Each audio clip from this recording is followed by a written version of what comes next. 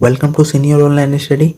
Channel को subscribe कीजिए, like कीजिए और शेयर कीजिए। साथ में बेल आइकन घंटी को दबाना ना भूलें, जिससे हर वीडियो का नोटिफिकेशन क्या हो, क्विक मिले। तो चलिए आज हम लोग केमिस्ट्री का क्लास कर रहे हैं। ठीक है, हम लोग का टॉपिक चल रहा था सॉलिड एसीटेट। ठीक है, ठोस अवस्था।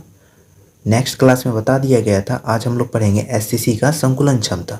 ठीक है, तो चलिए एससीसी का संकुलन क्षमता कैसे निकालते हैं, तो चलिए देखते हैं।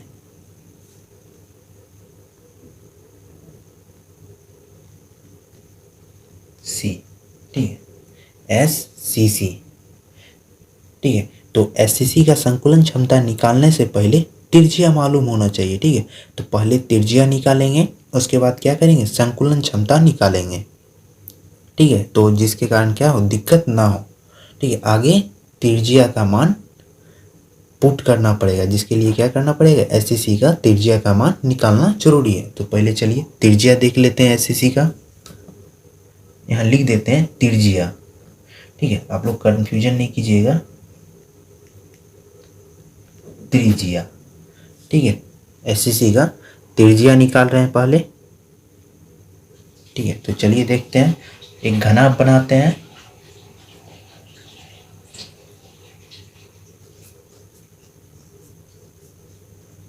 एक छोटा सा घनाभ बनाएंगे।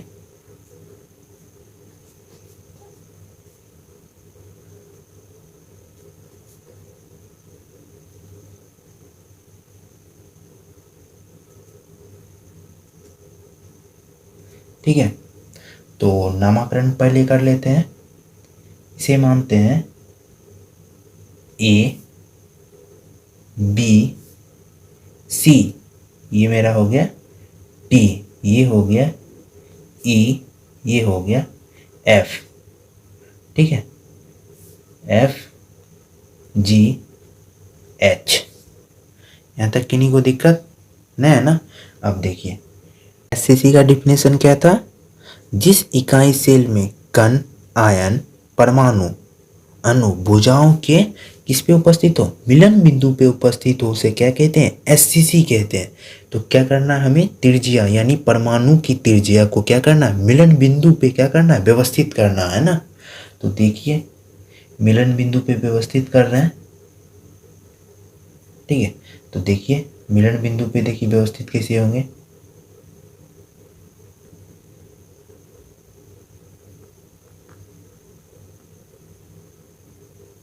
ये देखिए त्रिज्या यानी आर, ये मिलन बिंदु पे व्यवस्थित हो गया। अब ये देखिए आपको ऐसे लेना है, मतलब दोनों है ना टच करना है ना, कि सभी देख रहे हैं ना घनाभ एक दूसरे से क्या है, टच किए हुए है ना। तो इस त्रिज्या को भी क्या करना है, टच करना है।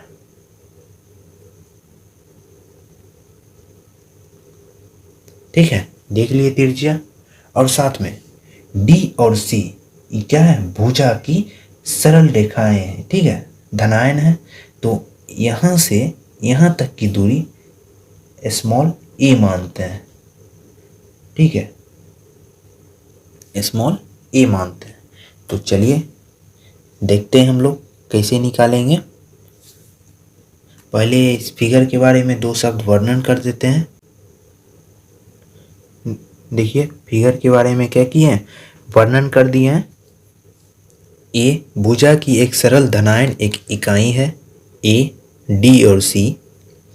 इसके बिंदु पे उपस्थित, ये जो बिंदु जो था मिलन बिंदु पे उपस्थित परमाणु की त्रिज्या है, जो कहाँ उपस्थित है, मिलन बिंदु पे, जो कहाँ उपस्थित है, मिलन बिंदु पे। तो ठीक है, तो मिलन बिंदु से चलेंगे। तो चलिए देखते हैं हम लोग कहाँ कहाँ व्यवस्थित है। ए से बी तक, ए से बी तक की दूरी पे क्या गो त्रिज्या है, दो गो है ना। तो चलिए देखते हैं। तो ए और बी बराबर डी सी, दोनों आपस में क्या है, बराबर है। ए बी और डी सी आपस में बराबर है। तो चलिए देखते हैं। चलिए देखिए ए बी बराबर डी सी, ए बी बराबर डी सी। तो ए बी देखिए, ए से बी तक की दूरी में क्या गो आर है, 2 आर है ना। तो देखिए 2r, तो A से B तक की दूरी में 2r, और D से C तक की दूरी कितनी है? A है ना, तो A। ठीक है, तो R और R जोड़ेंगे तो कितना होगा? 2r bye A। A हमें क्या निकालना है? त्रिज्या निकालना है ना। तो देखिए R बराबर A बाय 2, यही क्या हो गया? हमें SCC का त्रिज्या हो गया। ठीक है, यही क्या हो गया? त्रिज्या। ठीक है, किन्हीं को समझने में कोई दिक्कत? अब देखिए निकालेंगे संकुलन क्षमता। ठीक है, तो देखिए आप लोग SCC का त्रिज्या देख लिए हैं। ठीक है, अब चलिए आप देखते हैं संकुलन क्षमता का, कि संकुलन क्षमता बहुत अहम है। किसमें? SCC में भी हो, BCC में भी हो और FCC में भी हो, तीनों में अहम रोल अदा करता है। कौन? संकुलन क्षमता, यानी पैकिंग कैपेसिटी। ठीक है, तो ऐसे तो पैकिंग कैपेसिटी का क्या करेंगे? फार्मूला लिख के क्या करेंगे? SCC का मान निकाल लेंगे। लेकिन बाय चांस अगर कोई आपसे पूछेगा या एग्जाम में भी पूछ देगा संकुलन क्षमता है क्या, 2 नंबर में पूछ सकता है संकुलन क्षमता है क्या, तो आप लोग क्या जवाब दीजिएगा? अगर हम नहीं बताएंगे तो आपको क्या होगा? कन्फ्यूजन रहेगा ना। अब बाद में आप हमको कह सकते हैं सर संकुलन क्षमता का फार्मूला लिखा दिए और डिफिनेशन नहीं बताएं। ठीक है, उसमें तो आप मेरी गलती कर दीजिए ना। हाँ, उस टाइम हमको भी ये बात एक्सेप्ट करना पड़ेगा, काहे कि उसमें क्या है? मेरी गलती है। ठीक है, तो ऐसा गलती ना हो जिसके कारण क्या कर रहे हैं हम लोग? संकुलन क्षमता का आप लोग को डिफिनेशन बता दे रहे हैं। आप लोग क्या कीजिएगा? कॉपी पे मेरी बात को सुन के नोट कर लीजिएगा। ठीक है, संकुलन क्षमता नहीं लिख रहे हैं। ठीक है, अगर वैसा दिक्कत होगा तो अगले नेक्स्ट वीडियो में क्या करेंगे? संकुलन क्षमता का डिफिनेशन लिख देंगे।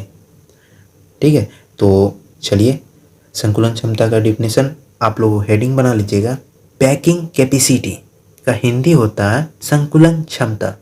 पैकिंग कैपेसिटी का हिंदी होता है संकुलन क्षमता। तो चलिए डिफिनेशन देखते हैं। किसी इकाई सेल में कण, आयन, परमाणु या अणु के द्वारा घिरी हुई भाग को क्या कहते हैं? संकुलन क्षमता कहते हैं, यानी पैकिंग कैपेसिटी कहते हैं। ठीक है, किन्हीं को समझने में कोई दिक्कत हो तो कमेंट कर सकते हैं। ठीक है, एक बार और रिपीट कर रहे हैं डिफिनेशन, सुनिए। किसी इकाई सेल में कण, आयन, परमाणु या अणु के द्वारा घिरी हुई भाग को क्या कहते हैं? संकुलन क्षमता कहते हैं, यानी पैकिंग कैपेसिटी कहते हैं। ठीक है, तो आप लोग नोट कर लीजिएगा। चलिए, पैकिंग कैपेसिटी का फॉर्मूला होता है संकुलन क्षमता बराबर परमाणु संख्या गुना गोले का आयतन बट्टे घन का आयतन गुना 100। तो चलिए देखते हैं संकुलन क्षमता का फॉर्मूला।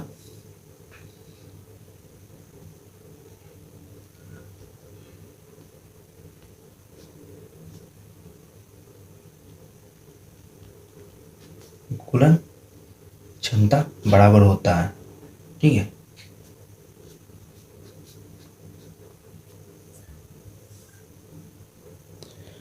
परमाणु की संख्या क्या हो जाएगा? यहाँ परमाणु की संख्या गुना क्या हो जाएगा? गोले का आयतन। गोले का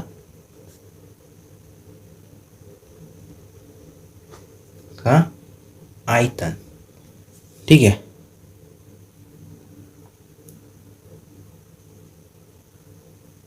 ठीक है, परमाणु संख्या गुने गोले का आयतन और होगा घन, घन का आयतन, आयतन गुना 100। ठीक है, गुना 100 पैकिंग कैपेसिटी का होता है। ठीक है, पैकिंग कैपेसिटी का फॉर्मूला देख लिए। ठीक है, परमाणु संख्या गुने गोले का आयतन गुना 100 बट्टे घन का आयतन। ठीक है, तो चलिए अब सभी का मान पुट करते हैं। SCC में परमाणु की संख्या कितना था? परमाणु संख्या SCC में क्या होती है? 1, ठीक है, गुना गोले का आयतन का फॉर्मूला क्या होता है? मैथ वाले स्टूडेंट को भी पता होगा, हो सकता है बायोलॉजी वाले भी स्टूडेंट को पता होगा, क्या कि बायोलॉजी वाले स्टूडेंट मैथ कम पढ़ते हैं, बहुत स्टूडेंट मैथ नहीं लेते हैं, ठीक है। तो लेकिन फार्मूला याद होना चाहिए ना। तो चलिए देख लेते हैं, लेकिन आपको एक ही बार याद रखिए, जो आपको किस में, एसएससी में भी, बीसीसी में भी और एफसीसी में भी ये फार्मूला क्या करेगा, काम करेगा, ठीक है, कोई चेंज नहीं है फार्मूला में। तो चलिए, गोले का आयतन का फार्मूला होता है 4/3 पाई आर क्यू, ठीक है, क्या होता है 4/3 पाई आर क्यू बट्टा, ठीक है, घन का आयतन क्या होता है क्यू, घन का आयतन क्या होता है क्यू, यानी एक क्यू गुना 100। किन्हीं को समझने में कोई दिक्कत भी हो तो बोल सकते हैं। तो चलिए आगे समीकरण बनाते हैं। देखिए, एक परमाणु संख्या हो गया ना। अब देखिए 4/3, ठीक है, गुना पाई का मान होता है 22/7, पाई का मान 22/7 गुना आर क्यू, यानी त्रिज्या, हम लोग का त्रिज्या निकला था ना, हम लोग का त्रिज्या कितना निकला था, a/2 a/2 निकला था ना।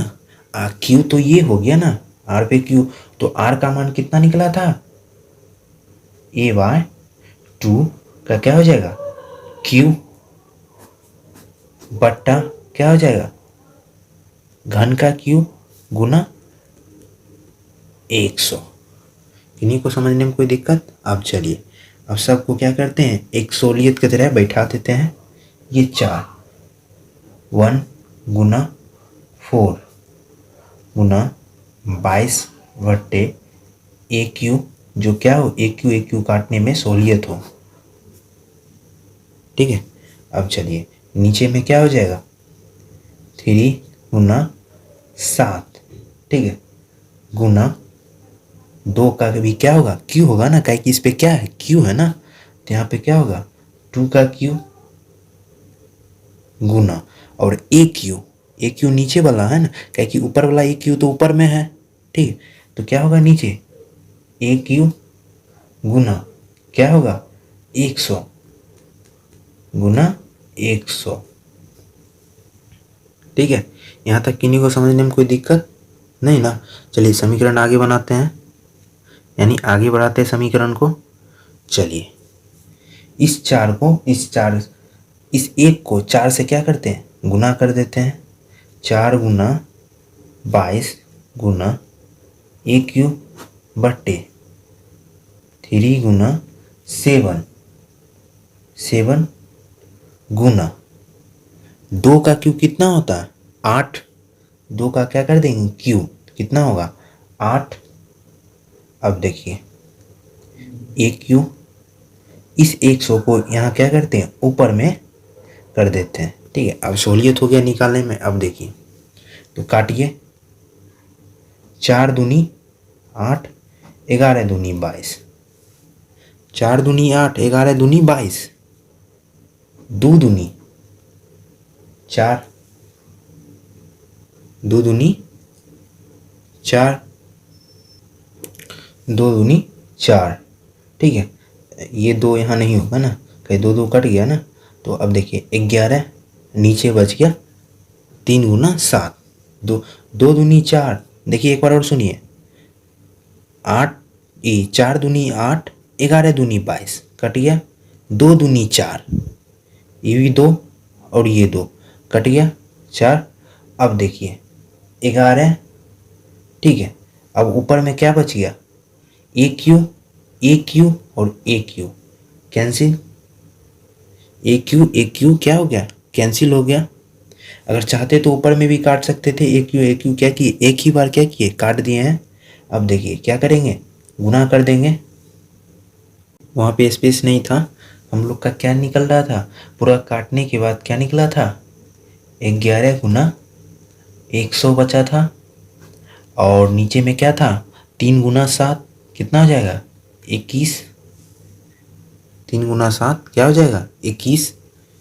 तो चलिए, तो 21 बराबर कितना 1100 बट्टा 21 को जब 1100 में 21 से भाग दीजिएगा तो कितना निकल रहा है, आप लोग को प्राप्त होगा कितना 52.38 कुछ कुछ। ठीक है, कितना प्राप्त होगा 52.38 कुछ कुछ %। ठीक है, काहे कि कुछ सोचेंगे ये 38 आ गया, काहे कि 52.4% होना चाहिए ना। अब देखिए, काहे कि ये जो है 38 जो है किसके एक रिंग के बराबर है, 4 के बराबर है। कुछ सोचेंगे 4 कैसे होता है, तो आपको बता दें, जब है ना, जब पॉइंट के बाद 10% तक आता है तो उसका वैल्यू 1 माना जाता है। ठीक है, अगर 20% के पास आएगा पॉइंट के बाद उसको 2 माना जाता है। ठीक है, जब 30% के पास आएगा तो 30 माना जाता है। तो वही 40% के एक रिंग के आसपास आएगा तो उसको 4 माना जाता है। ठीक है, पॉइंट के बाद। तो ये किसके बराबर है, 4 के बराबर है। यहाँ तक किन्हीं को समझने में कोई दिक्कत। SCC का मान निकल गया 52.4%। ठीक है, और इसमें एक ठो और बता देते हैं आपको, कहे कि अगर बाय चांस कभी नहीं पूछता है लेकिन बाय चांस पूछ देगा, वॉइड के साथ, यानी वॉइड के साथ SCC का मान बताइए। ठीक है, मतलब पूरा सिद्ध करने SCC का मान सत्यापन करने के बाद वॉइड के साथ यानी रिक्तिका के साथ क्या कीजिए, मान बताइए कितना होगा SCC का। तो आप लोग को पता नहीं रहेगा तो आप क्या मारिएगा, कुछ नहीं। अगर बाय चांस अगर ऑब्जेक्टिव में हो जाए वॉइड के साथ SCC का मान बताइए तो कितना होगा, तो 52.4 रहेगा, तो आप लोग 52.4 मारिएगा, लेकिन वो रॉन्ग है। आप कुछ सोच रहे होंगे कैसे रॉन्ग है, तो चलिए बस छोटा सा लाइन है। वॉइड्स का हिंदी होता है रिक्तिका। रिक्तिका में क्या किया जाता है, जो SCC का जो मान प्राप्त होता है ना रिक्तिका में, उसमें घटा दिया जाता है। यानी 100 में जो 52.4 हमको प्राप्त हुआ है ना, उसको क्या करेंगे, घटा देंगे उसमें। तो चलिए देखते हैं कैसे घटाना है। तो चलिए देख लेते हैं रिक्तिका।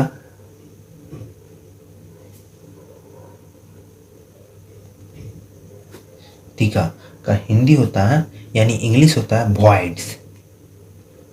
वॉइड्स वॉइड्स का मान होता है 100, रिक्तिका का मान होता है 100। तो हमें प्राप्त हुआ है कितना 52.4।